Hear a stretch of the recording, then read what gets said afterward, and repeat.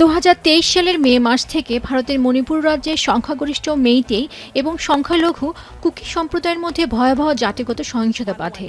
জমি, সম্পদ এবং আদিবাসী মর্যাদাকে কেন্দ্র করে শুরু হওয়া এই সংঘর্ষে নিহত হন 250-এরও বেশি মানুষ। গৃহহীন হন 60,000-এর বেশি বাসিন্দা।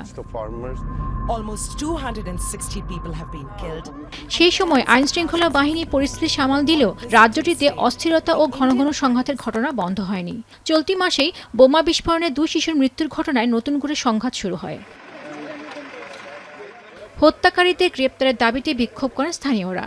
এ সময় আইনশৃঙ্খলা বাহিনীর সঙ্গে বিক্ষোভকারীদের সংঘর্ষে নিহত হন আরও 7 জন। গ্রেপ্তার হন অনেকেই। থমথমে পরিস্থিতি বিরাজ করছে গোটা রাজ্যে। উদ্ভূত পরিস্থিতি সামাল দিতে সংকটের স্থায়ী সমাধান চায় রাজ্যের বাসিন্দারা।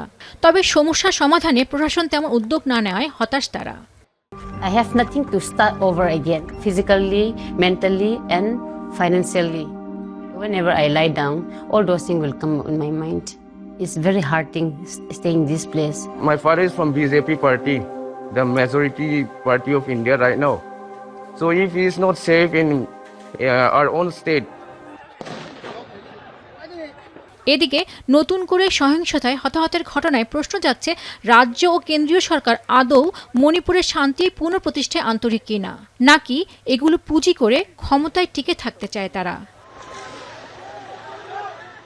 পেনুকা সুলতানা, এখন বিশ্ব।